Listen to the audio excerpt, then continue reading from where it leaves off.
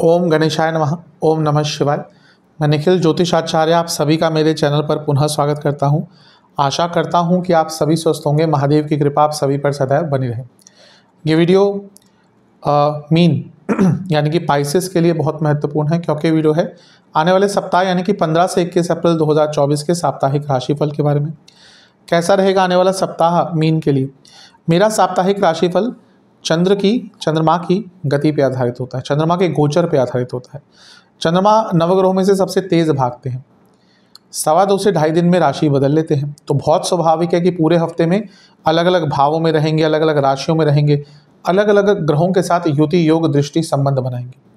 तो इन सब चीज़ों का क्या प्रभाव आपके जीवन पर पड़ सकता है, यही आधार मेरे साप्ताहिक राशिफल का होता है। यदि आपकी लग्न राशि या चंद्र राशि मीन है, दोनों ही गाइडेंस के लिए अवश्य इस राशिफल को देख सकते हैं। मेरे हिसाब से लग्न राशि से ज़्यादा सटीकता आती है। तो शुरुआत करते हैं अत्यंत महत्वपूर्ण राशिफल का। 15 अप्रैल रात के 8 बजे चंद्रमा आपके पंचम भाव यानी कि अपनी खुद की राशि कर्क राशि में प्रवेश कर जाएंगे। चंद्रमा का पंचम में आना बहुत अच्छा होता है। त्रिकोण के स्वामी होने के नाते त्रिकोण में आना बहुत अच्छा होता है। अपनी राशि में आना बहुत अच्छा होता है। लक्ष्मी योग, भाग्य योग, सौभाग्य योग बनाना बहुत अच्छा होता है। तो यहाँ पर शुभतापूर्ण शुरुआत हो रहा है हफ्ते का। भौतिक जीवन में लाभ होगा। लक्ष्मी स्थान है ये, पंचम नवम लक्ष्मी स्थान कहे जाते हैं। तो यहाँ पर अपने ही घर में आ रहे हैं तो राजयोग बन रहा है, त्रिकोण स्थान का राजयोग बन रहा है, सब अच्छा है। गुरु से यानी कि लग्नेश से केंद्र में है, ये भी अच्छा है और उसको गजकेसरी योग भी कहते हैं। सब श्रेष्ठ है, सब अच्छा है। प्रॉब्लम कहाँ है? राहु का प्रभाव भी है और यहाँ पर केंद्रुम योग भी है। तो ओवर थिंकिंग का तो लिमिट ही नहीं रहेगा। इस प्रकार से सोचना शुरू कर देंगे जो आपको मानसिक रूप से और फिर प्रभावात्मक तौर पर शारीरिक रूप से भी तंग करेगा। तो यहाँ पर जिस चीज़ का, क्योंकि सब कुछ बाकी ठीक दिख रहा है, पैसा भी आएगा, बिजनेस में बहुत पैसा कमा सकते हैं। हाँ, कार्य क्षेत्र में थोड़े से अप्स एंड डाउन आ सकते हैं, लेकिन बुरा समय नहीं है। लेकिन प्रॉब्लम केवल ओवर थिंकिंग की है।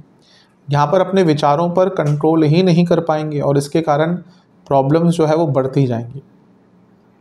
तो हफ्ते के शुरुआती भाग में जिस चीज़ पर सबसे ज़्यादा विचार करना है, काम करना है, वो है आपका ओवर थिंकिंग। देखिए, बुध भी अभी लग्न में वक्री और पतित अवस्था में। पतित क्या, यहाँ से गिर कर पहुँचे हुए हैं। और बुध बुद्धि के कारक है, बुद्धि के कारक नीच के हैं, पतित है, वक्री है।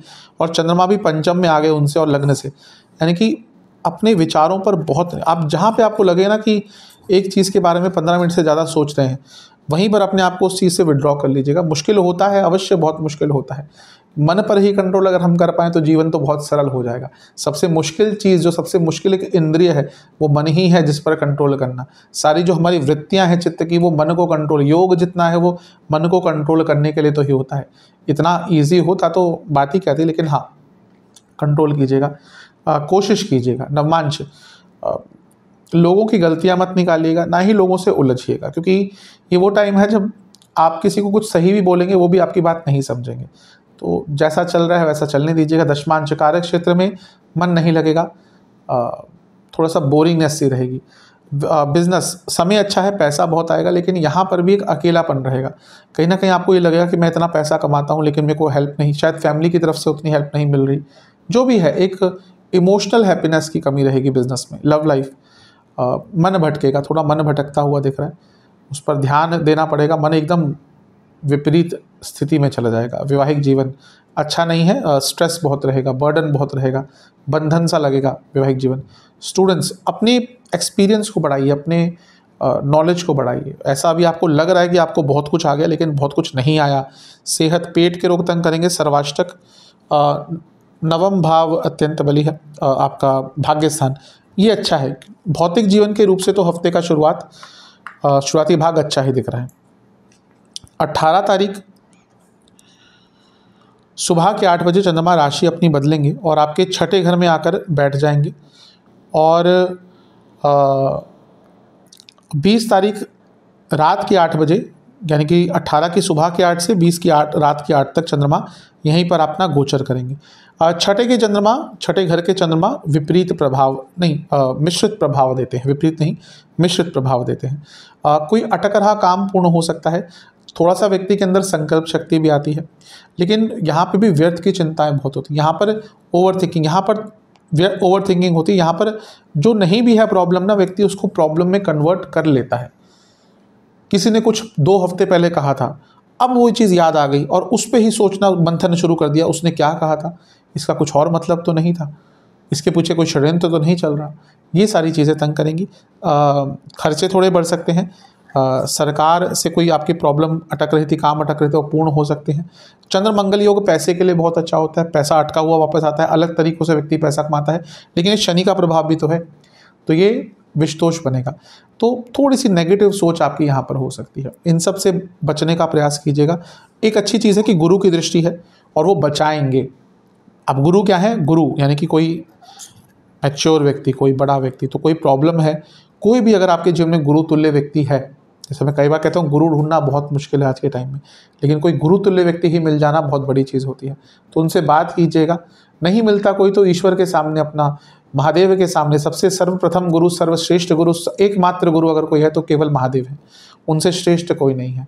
तो नहीं समझ आता तो केवल महादेव के सामने बैठकर अपने दिल को थोड़ा सा हल्का कर लें। काफ़ी चीज़ें ईश्वर भी आपको गाइडेंस वहाँ से दे सकते हैं। जहाँ तक नवांश की बात है, हर चीज़ को कंट्रोल मत कीजिए। कोई प्रयास नहीं करना आपको हर चीज़ को कंट्रोल करने का। हर चीज़ आपके नियंत्रण में होती ही नहीं। ये हमें लगता है कि हम बहुत चीज़ें कंट्रोल करते हैं, ऐसा नहीं है। जीवन को चलने दें। यहाँ पर दशमांश कार्य क्षेत्र बदलना पड़ेगा अपनी सोच को, तभी आगे बढ़ पाएंगे। सोच नेगेटिव हो गई है। बिजनेस अच्छा है, कुछ नया करते हुए दिख रहे हैं, कोई क्रिएटिविटी आती हुई दिख रही है, अच्छा समय है। जहाँ तक लव लाइफ की बात है, यहाँ पे थोड़ी बोरिंगनेस लग रही है, थोड़ा सा नयापन लाएगा। घूमने जा सकते हैं, अपने पार्टनर के साथ जाइएगा। वैवाहिक जीवन ठीक दिख रहा है, लेकिन ईगो क्लैशेस होंगे। छोटी सी बात का बतंगड़ बन सकता है। स्टूडेंट्स के लिए अत्यंत शुभ है। कोई एग्ज़ाम आ रही है आपका तो बहुत अच्छा टाइम है, बहुत शुभता प्रतीक यहाँ पर हो रही है, प्रतीत यहाँ पर हो रही है। सेहत, पेट के रोग, नसों के रोग, बीपी, सर्वाष्टक 12वां स्थान बली है। खर्चे बढ़ेंगे, लेकिन विदेश से लाभ हो सकता है। 20 तारीख रात के 8 बजे चंद्रमा आ जाएंगे आपके 7वें भाव में, यानी कि कन्या में, और सप्ताह के अंत तक उनका गोचर यहीं पर रहेगा। चंद्रमा का 7वें भाव में आना कहीं ना कहीं मिश्रित प्रभाव देता है। न्यूट्रल इसको हम कहते हैं। अच्छी चीज़ आपके लिए वैसे ये होती है कि आपके त्रिकोणेश हैं, तो यहाँ पर आकर राजयोग बनाते हैं, लेकिन यहाँ पर केतु के साथ हो गए और राहु केतु एक्सेस में हो गए। अब खैर ये तो अगले 1 साल तक चलेगा। जब भी चंद्रमा आपके सप्तम में आएंगे तब वो राहु केतु एक्सेस में आएंगे ही, अगले मई तक 2025 के, और केतु के साथ बैठेंगे ही। तो ये थोड़ा सा सेंसिटिव टाइम हो ही जाएगा। प्रॉब्लम ये वक्री बुध और पतित बुध भी देख रहे हैं, और चंद्रमा बुध की राशि में है, तो यहाँ पर लालच बढ़ेगा, यहाँ पर गलत निर्णय होंगे, बुद्धिमता पर थोड़ा सा पर्दा डल जाएगा। तो इन सब चीज़ों पर ध्यान दीजिएगा। वैवाहिक जीवन के लिए अच्छा टाइम नहीं दिख रहा। कोई ऐसा बिजनेस है आपका जिसमें कंपटीशन बहुत है, बड़ी कोई मैन्युफैक्चरिंग यूनिट है, कोई बहुत बहुत कॉम्पिटिटिव कोई प्रोडक्ट है आपका या सर्विसेज है आपकी, और बड़े स्तर पर बहुत काम है, तो थोड़ा सा ध्यान दीजिएगा, क्योंकि आपके नाम को ख़राब करने का यहाँ पे प्रयास होगा। मंगल की दृष्टि अभी भी बनी रहेगी, और मंगल आपके धनेश हैं, 12वें घर में बैठकर देख रहे हैं, तो विदेश से लाभ हो सकता है। और लेकिन प्रॉब्लम है, गुरु से अष्टम 6ठे में आ गए, शकट योग बन गया, तो कोई कार्य आपका यहाँ पर अटक सकता है। नवांश कुंडली बता रही है कि सबसे बहुत शालीनता से बात कीजिएगा, क्योंकि यहाँ पे थोड़ा सा र्यूडनेस अगर आपकी बातों में आई तो प्रॉब्लम बढ़ेगी।